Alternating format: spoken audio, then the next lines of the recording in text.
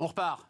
Nicolas, tu avais deux petites remarques rapides sur les conséquences, l'environnement économique et l'ambiance. La première, c'est que je ne me lasse pas de me mettre en colère contre des prévisions qui sont exagérément optimistes. Si une entreprise faisait ça, et que face à une prévision de croissance de son chiffre d'affaires, elle fixait ses embauches, ses charges par avance en étant trop optimiste sur le chiffre d'affaires, les dépenses sont certaines, le chiffre d'affaires ne sera pas certain. Donc ça se traduit systématiquement par l'État, par des déficits budgétaires supplémentaires. Donc c'est ça le problème. Parce que tu dis, so what, si c'est pas 1%, c'est 0%, ben c'est parce qu'on présente un déficit budgétaire qui ne sera pas respecté, qui sera plus proche de 5%, donc on accumule des charges. Donc remarque numéro 1, l'État fait des choses qui seraient insupportables dans une entreprise. On pourrait dire, bon, on est riche quand même, au lieu d'être le 7e puissance mondiale. Oui, non, mais je pourrais dire, ça se compare pas, quoi. Non, si. Alors j'y viens, et c'est ma deuxième remarque. C'est qu'il y aura forcément un impact sur les entreprises. L'État sera obligé de réduire ses dépenses. Le coût de la mutation, de la transition énergétique et écologique, les deux cumulés, c'est les entreprises à la fin qui vont le subir.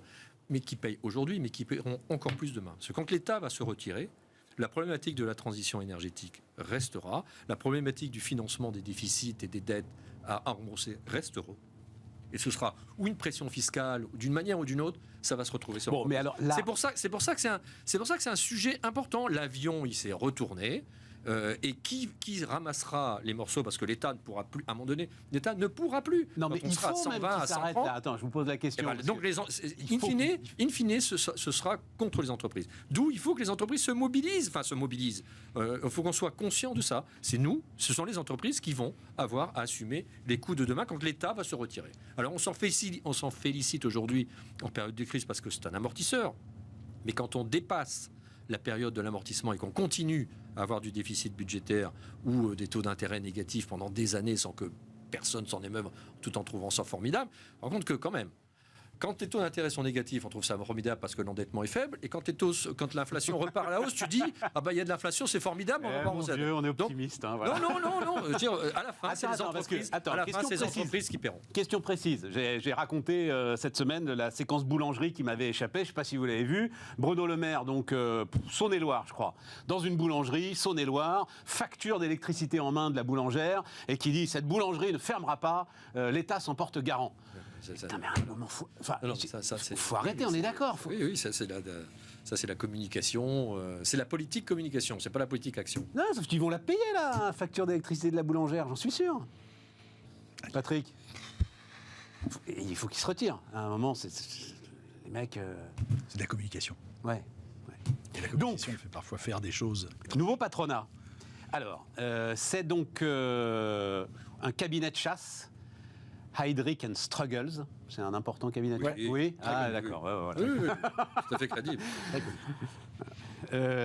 Donc, qui dit, parmi les PDG recrutés en externe, donc c'est 1169 entreprises dans 25 pays. En France, toutes les sociétés du SBF 120. Donc, c'est une étude qui s'appelle Route to the Top. Et 69% donc n'ont jamais occupé cette fonction par le passé. Dans 25% des recrutements en externe, l'élu n'a même dirigé aucune division. Et alors, ce que dit Heidrick & Struggles, c'est que cette évolution des profils s'explique par les nouveaux défis que doivent relever ces patrons, lutte contre le changement climatique, justice sociale, inclusion. Le conseil d'administration n'attend plus seulement du PDG ou du DG qu'il gère la société et améliore sa performance financière, mais aussi qu'il dialogue avec toutes les parties prenantes. Et donc, il faut de nouveaux profils pour de nouveaux défis. Patrick, comment est-ce que tu regardes ça ? Deux observations. La première, c'est que c'est bien le 109. Donc, moi, l'idée qu'il ait fallu avoir déjà dirigé une entreprise pour en diriger une, je l'avais comprise, parce que la première fois qu'on m'a donné une entreprise à diriger, par définition, j'en avais jamais dirigé avant. Donc, c'est comme l'expérience qu'on demande aux jeunes sur leur premier boulot, quoi. C'est à peu près aussi con. Je me souviens aussi, mon copain Bazin, quand il a pris les rênes de Sébastien Bazin. Sébastien Bazin, quand il a pris les rênes d'Accor, tout le monde lui disait, mais vous n'avez jamais dirigé une boîte d'hôtellerie. Je m'en souviens. Oui, d'accord, il n'avait jamais dirigé une boîte d'hôtellerie et malgré tout, Accor s'en est bien sorti. Accor s'en est bien sorti. Bon. Donc qu'il faille de nouveaux talents, qu'il faille intégrer des gens qui effectivement pensent à un monde qui est assez disloqué, hein, puisqu'on était, on l'a dit il y a quelques instants, sur cette mondialisation qui aujourd'hui présente des difficultés à partir du moment où elle peut être source de déséquilibre. Il ne faut pas pour autant la clouer au pilori, mais elle est source de... Donc il faille des gens qui aient de nouveaux talents, qui comprennent ces enjeux. Hein. Moi, j'ai toujours été très impliqué sur ces enjeux de RSE.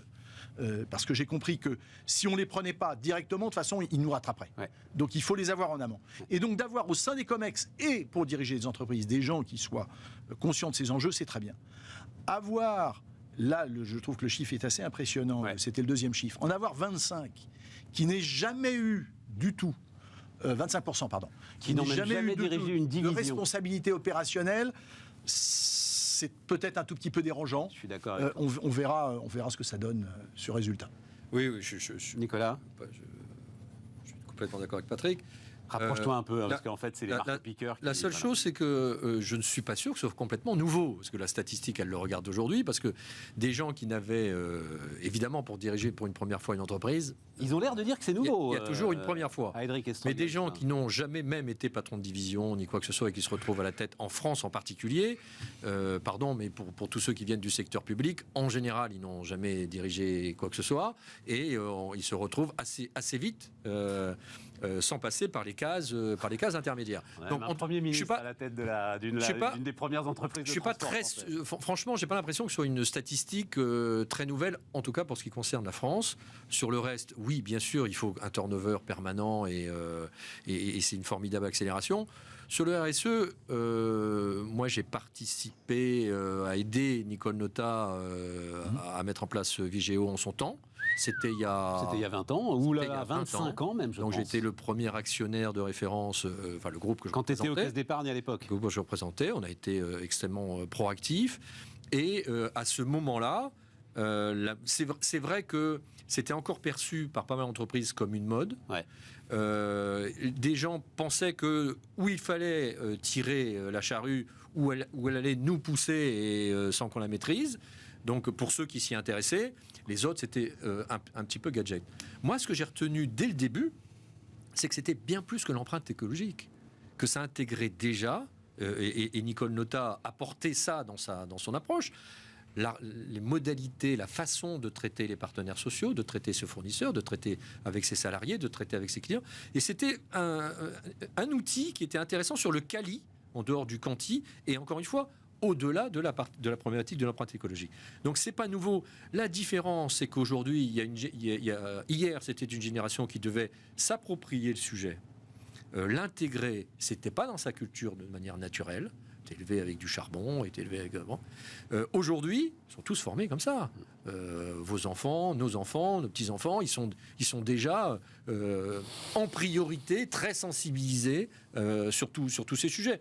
Donc, je ne veux pas minimiser l'enquête, hein, mais je ne suis pas sûr que ce soit très innovant au niveau des statistiques et l'appropriation sur les enjeux nouveaux, ils sont toutes... Ça n'est pas un certain nombre de patrons, c'est un changement, oui, de génération de patrons, mais on est dans la dynamique de les nouveaux qui remplacent les anciens. Ouais. Voilà, il y avait des caractéristiques des patrons sortants qui étaient différentes de leurs ancêtres. C'est la fin de l'hégémonie des directeurs financiers.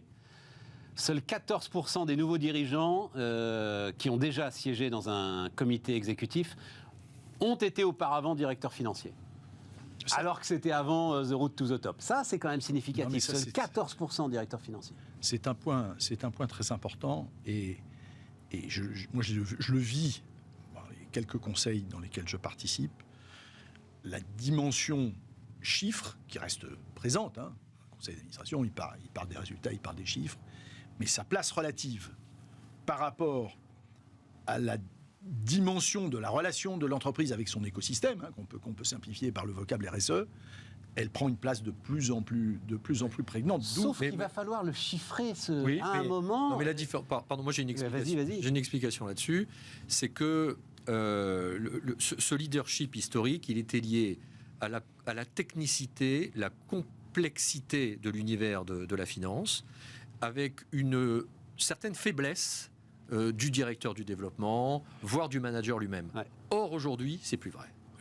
Même le vocabulaire du premier start-upper, il va parler d'EBITDA, il va parler de ses multiples, il va parler de compliance, il va parler de son ratio de dette, des covenants, etc. C'est-à-dire qu'il y a une culture générale qui fait que le leadership de la technicité du financier et des chiffres est moins fort parce que à la fois la technique, mais la sensibilité du fait que l'indépendance passe par la performance, les autres se le sont aussi appropriés. Et donc, on revient sur un leadership qui est celui qui a la meilleure vision de réactivité au marché. C'est ce leadership-là. Il changera en fonction de l'évolution de la culture générale de l'ensemble des partenaires. Sauf que... une deuxième remarque. J'ai fait une enquête sur interview personnalisée d'1 heure, 1 heure et demie avec une trentaine de créateurs de start-up, de fintech. Donc, pour avoir, c'est quoi le profil de celui, je ne dis pas forcément à succès, peu importe, d'une fintech. Donc, une trentaine. C'est pas mon copain. C'est bien. C'était un vrai travail. La réalité, au bout du bout, ils sont tous diplômés, voire surdiplômés. Ils viennent tous d'un milieu social plutôt favorisé. En France, plutôt, pardon de le dire comme ça, mais ce ne sont pas des immigrés. Hein, ils sont dans un environnement économique dans la majorité. Donc on est sur un profil extrêmement classique. La seule différence, c'est qu'ils disent, moi je suis allé faire mon stage chez Saint-Gobain ou dans telle entreprise. Au bout de 6 mois, j'ai vu que ce n'était pas mon univers. Mais quand on discute avec eux sur est-ce que tu connais les technologies, les IT ? Non, pas tellement, mais en fait, beaucoup plus que l'intervieweur. Sur la finance, non, c'est pas mon fort, mais quand même, il est très bon quand même. Ouais. Le digital, le marketing, alors il y a une volonté d'être quand même bon sur cette dimension digitale. Bref, ils sont quand même beaucoup plus multispécialistes et techniciens que la génération des dirigeants d'avant. Bon. Moi, je pense que ça participe et ça s'applique à la problématique du directeur financier. Sauf que à un moment, mais c'est un autre débat, mais à un moment, il va falloir objectiver réellement cette RSE. Là, les objectifs 2035, 2040, beaucoup d'entreprises jouent de la flûte en disant oui, non, mais si, on le fait sérieusement, etc. et tout, j'en sais rien. Il va falloir objectiver, il va falloir rentrer ça dans des chiffres, il va falloir rentrer ça dans des bilans, il va falloir rentrer ça dans des tableaux Excel. Et que je pense que le directeur financier à ce moment-là, c'est le principe de notation. Celui qui sait faire, c'est ça quand même, c'est le directeur financier. Attends, parce que le temps tourne très vite et on n'aura pas le temps de parler de cette histoire sur laquelle toi tu m'as alerté. C'était en septembre, Patrick. Et effectivement, là, donc Snap Zenly, c'est quand même super intéressant. Donc Snap, tout le monde connaît Snap, les difficultés qu'a rencontré Snap, mais en fait, c'était même avant l'effondrement boursier de l'ensemble du secteur de la tech, qui donc rachète une application, moi je m'en souviens très très bien, c'était le moment où je portais au nu la French Tech, qui s'appelle Zenly, réseau social de géolocalisation. Hein. Tu géolocalises tes copains, et l'une des grandes forces de Zenly, alors là on rentre dans de la technologie que je ne connais pas, c'est une géolocalisation qui bouffait beaucoup moins de batterie que la géolocalisation classique, Google Maps, etc., Waze, etc., etc. Snap rachète ça et le ferme purement et simplement. Et ça, pour toi, c'est assez symptomatique de ce qui peut arriver à nos startups et peut-être de ce qui les empêche de croître. Bah, on fait la boucle. Hein. Ouais, mais on fait la boucle avec le premier thème. Je voulais qu'on en parle. Ça fait 20 ans. J'étais patron de la tech chez Lazare. Oula, il y a 40 ans alors. Non, il y a 40 ans. Il y a 25 ans. Et déjà, je me morfondais à l'idée que nos meilleures entreprises de logiciels, on parlait d'entreprises de logiciels, soient incapables de gérer leur croissance interne sur un plan européen.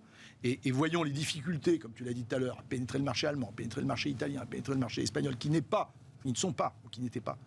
un seul véritable marché unique, préféraient de guerre lasse se vendre aux Américains. Et donc les Américains, ils intègrent ça à l'intérieur d'une plateforme qui est de taille mondiale, en y mettant ce que Zenly n'a pas su faire au départ, c'est-à-dire la partie commerciale du sujet. Ouais. Hein, Il n'y avait pas de revenus. Il n'y avait pas de revenus. Il n'y avait pas de revenus. C'était formidable. C'était génial. Mais Tous mes enfants adoraient. Ils m'ont dit, papa, t'es pas sur Zenith. Bah, oui, non, je me suis mis sur Zenith pour leur faire Absolument. plaisir. Ils ont vu que ma voiture, parfois, elle était juste au-delà de la limite de vitesse autorisée. C'est un autre sujet. Mais il n'y avait pas de revenus. Les équipes françaises, elles coûtent ce qu'elles coûtent. Et de façon assez triste, hein, de façon vraiment triste, la délocalisation fait que on ferme un bureau qui est resté. Ouais, mais là, ils ont même tué le truc, quoi. Oui. En fait, ils n'ont pas cherché à le développer. Tu te demandes pourquoi ils l'ont racheté. C'est Non, vrai sujet. Je peux pas ajouter, c'est le marché des fintech en général ou des tech. C'est la France, ça reste petit. Le marché reste petit. Il était londonien, il est américain. Moi, je l'ai vécu. Encore une fois, j'ai suivi beaucoup de fintech. Il se trouve que dans ma famille, un neveu qui était un ingénieur avec une bande de copains, plus parce qu'ils voulaient occuper leur stage et qu'ils avaient envie de prendre l'air, ont commencé à travailler en France sur une fintech. Personne s'y intéressait. C'était des petits genoux. Ils sont allés faire leur stage à Boston. Un an plus tard, à peine diplômés, c'est racheté 12 millions d'euros. Parce qu'ils sont dans une pépinière, parce qu'on les a pris en main, parce qu'on les a intégrés, parce qu'on les a accompagnés, parce que voilà, et que la levée de fonds était pas la même. Alors ils sont à la fois absorbés et pas absorbés, parce qu'ils ont fait un espèce de reverse recover à l'intérieur de la boîte. C'est eux qui ont pris les manettes de la structure mondiale dans laquelle ils ont été intégrés. Et ça, il y a une réalité. En France, on a quelques coûts. Mais ça ne fait pas les 400 ou 500 fintech qui existent. Alors, il y a des marchés qui sont plus porteurs. Par rapport à ce que disait Nicolas à l'instant, tu prends l'intelligence artificielle.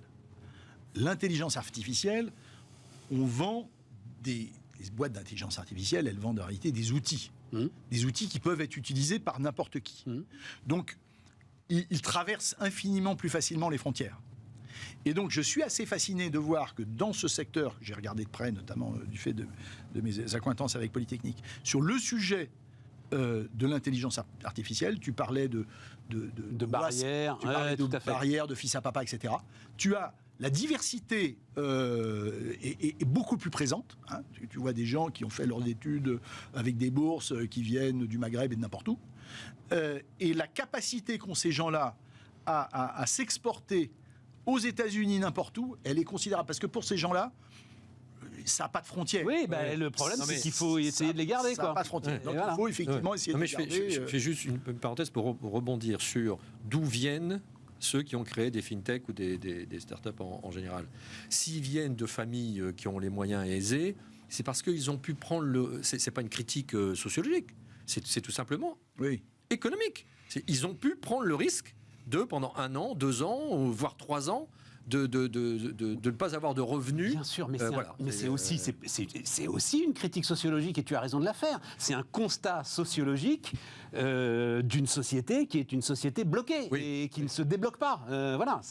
C'est une réalité. Ils l'ont pas fait parce qu'ils sont fils à papa. Ils ont pu le faire parce que ce sujet de la réalité du quotidien n'était pas une priorité pour eux. Sinon, il aurait fallu qu'ils restent chez Valeo, à la BNP ou autre, parce qu'il aurait fallu que... Voilà. Et donc, on va trouver des gens qui, quelles que soient leurs origines, qui ont cette intelligence, mais en pourcentage, ce sera faible, parce que créer et lancer une activité nouvelle, c'est 0 revenu ou très très peu de revenus, et pas pendant 1 mois ou 2. C'est 1 an, 2 ans ou 3 ans. Voilà. Allez, 10 minutes. Les retraites, bataille des retraites, quelque chose à dire là-dessus. Alors vas-y, mais moi c'est terrible, c'est le dernier qui parle qui a raison. Je n'arrive pas à avoir une opinion sur cette histoire. J'ai 3 remarques rapides. La première, c'est, je crois que personne ne peut objectivement contester qu'il y a un sujet équilibre économique des retraites. Le nombre d'actifs par rapport au nombre de retraités sur 50 millions. Sur 50 millions, il y a 20 millions à l'horizon. Non, mais Nicolas... 20 et 30. Bon, donc ça, il y a une réalité... Alors, je t'enverrai, tu nous feras l'honneur de nous écouter demain, tu verras que... Non, mais je continue. Donc, de toute façon... Il n'y a pas de... Non, le système aujourd'hui, alors oui, il ponctionne 28% de la richesse nationale, mais il est à l'équilibre. Le système, aujourd'hui, il est à l'équilibre et en Mais on gros, parle pas. il le sera pendant encore non. de très nombreuses années. Mais non, mais pas de très nombreuses années. Mais si. Mais non. Bon, enfin bref. Enfin, moi, j'ai eu cette discussion déjà quand j'ai fait basculer avec Bruno Mettling, qui était à la manœuvre, le système de retraite des caisses d'épargne, qui était un système propre. On avait exactement la même discussion. Alors, pour les 2 ans, les 3 ans, les 10 ans, mais aujourd'hui, heureusement qu'ils ont basculé dans le régime général et qu'ils ne sont pas restés dans le régime. Donc, première remarque, si on converge vers 1 pour 1, mais c'est simple, regardons notre fiche de paie, combien on cotise. Deuxième remarque. La deuxième remarque, c'est que une fois, quand on a dit ça en tendance, ce qu'il faut gérer, c'est l'immédiateté, c'est le court terme. On a un sujet politique aujourd'hui. Et ça n'est pas en opposition avec la remarque précédente. C'est ça la difficulté. C'est qu'il y a une propension à nier le premier point parce que ça engendrerait des décisions sur le court terme, sur la décision politique à court terme, et ça ferait descendre des gens dans la rue. Ça, Et qui va bloquer le pays. Ah, mais voilà. Va bloquer le pays. Tu as parfaitement résumé le dilemme. Donc il y a ce premier point. Et le deuxième point, comment on fait pour passer de l'étape A à l'étape B progressivement, un peu, beaucoup, passionnément. Et ma troisième remarque très rapide, c'est que pour moi, la solution, je ne comprends pas l'approche par la date de les 62, les 63, les 60. Je ne comprends pas. Au même titre il me paraît évident que quand il y aura un retraité pour un salarié, mes cotisations sociales ne pourront pas payer la retraite de celui qui est à la retraite. Donc tu la remplaces par les trimestres ? Et moi, je le remplace par les Mais trimestres. bien sûr. Moi, je le remplace par les Alors trimestres. c'est moins Et efficace ça paraît, à tout point de vue. Bien sûr, mais Moins efficace à tout point ça de vue. me paraît Surtout, tellement... Point important, c'est moins efficace sur l'emploi des seniors. Si tu crantes un âge, Et alors, il alors reste... toute l'entreprise se met en ordre de bataille pour dire « Ah, bah celui-là, il reste jusqu'à 64 ou jusqu'à 65 ans ». Par les trimestres, Eh ben, c'est indolore, Non, mais attends, mais en excuse-moi. fait, l'adaptation est beaucoup plus difficile, beaucoup Non, plus lente et mais beaucoup non, plus la douloureuse. réalité aujourd'hui, c'est que malheureusement pour les seniors, ceux qui sont exposés à ça, ils ont une forme de retraite qui est financée par du chômage. Donc, sur la réalité de l'employabilité, alors c'est d'ailleurs, ça pourrait être un autre débat, et c'est un autre sujet pour la France, hein, c'est notre taux d'emploi. Oui. Mais justement, donc c'est pas ça qui va rester. La borne d'âge envoie un signal très fort à l'ensemble des entreprises en disant Mais ils non, vont rester chez c'est vous pas la borne jusqu'à d'âge, 64 ans. c'est la formation, c'est tout l'accompagnement en amont. Oui, mais tu enclenches tout cet accompagnement Eh bien, parce que tu as une borne d'âge qui t'envoie un signal très traite clair. Deux sujets, nombre de trimestres, parce qu'avec la borne d'âge, justement, ces seniors, souvent qui sont diplômés, ont commencé la vie active plus tard. Donc si tu ajoutes le nombre de trimestres, tu vas dépasser tes 62 ans. Donc, c'est déjà le cas, 63 ans et demi. oui, donc, si tu raisonnes sur le nombre de trimestres travaillés, par construction, celui qui a commencé jeune, qui est moins diplômé, est probablement dans un environnement plus difficile sur le plan de son hygiène de vie, de ses conditions de travail, va partir plus tôt. Celui qui est diplômé, celui qui a démarré donc son activité professionnelle plus tardivement, eh bien, il va partir à la retraite plus tardivement. Et il faudra l'accompagner sur sa deuxième formation une fois qu'il sera senior. Moi, je ne suis pas complètement d'accord. Parce que il y a deux sujets. Il y a le sujet du système. Le système un peu absurde de cette retraite à répartition, c'est que c'est en réalité, on raisonne sur des équilibres qui sont des équilibres longs. Et on va raisonner sur des équilibres longs à vouloir augmenter la durée de l'âge légal de départ à la retraite, alors que on s'oriente vers moins d'emplois. Donc on va se dire, pourquoi maintenir au travail, moi j'ai entendu un certain nombre de candidats dire ça, pourquoi maintenir au travail des gens qui de toute façon n'ont plus vocation à avoir du travail et qu'on va transformer de retraités en chômeurs. Bon. Donc là, attendez, mais alors il nous reste que 5 minutes malheureusement. Mais pourquoi tu dis un truc pareil, Patrick ? Mais parce que c'est la réalité. Mais si tu es dans une conjoncture de plein emploi ou de réduction du chômage, il est tout à fait naturel d'encourager ceux qui ont. Oui, c'était le cas, mais ça aurait été peut-être bien de le faire il y a 3, il y a 4 du temps de Chirac. Peut-être, mais comme tu dis, c'est du temps long, donc structurellement, les bras manquent. Aujourd'hui, la difficulté politique du sujet, c'est qu'on va peut-être vouloir faire travailler les gens plus longtemps, alors que la courbe du chômage, elle risque sans doute de s'inverser, mais c'est un autre sujet. Là où je ne suis pas complètement à l'aise, complètement d'accord avec Nicolas, c'est que je pense que comme tu l'as fait toi-même, d'une certaine façon, même si tu travailles différemment, comme je l'ai fait moi-même, et si je travaille différemment, on doit permettre aux gens, et c'est ça d'un peu d'être moderne, de réfléchir à de nouvelles formes de travail. Et ces nouvelles formes de travail, elles passent notamment par les diplômés. Tu en parlais, tu disais ils vont travailler de plus en plus longtemps. Oui, mais pourquoi est-ce qu'ils ne travailleraient pas différemment ? Pourquoi est-ce qu'ils ne sortiraient pas d'une certaine manière du système légal, salariés, tu veux dire, salariés qui prennent leur retraite, oui, mais ça, et qu'ils rendent collectivement des services individuellement ou au sein d'associations. Ils peuvent arrêter d'être salariés, monter leur structure. Et ça, c'est vraiment quelque chose qu'il faut encourager. Alors, je ne sais pas s'il faut mieux le faire en parlant des trimestres ou en parlant de la durée de... En ce qui concerne les 65 ans, moi, je suis à peu près persuadé que le gouvernement, il pousse 65 ans pour pouvoir lâcher quelque chose à la fin et que ça va se terminer un chiffre qui sera... Le sujet, c'est la quantité de travail. Le sujet, c'est... et c'est pour ça aussi que la borne d'âge est importante.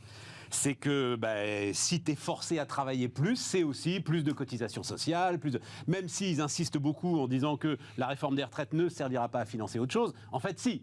Le fait de travailler plus et d'augmenter la quantité de travail, forcément, mettra un peu d'huile dans les rouages de nos systèmes sociaux. Voilà. Encore faut-il qu'il travaille. Encore faut-il qu'il travaille. C'est la poule et l'œuf. Tout à fait.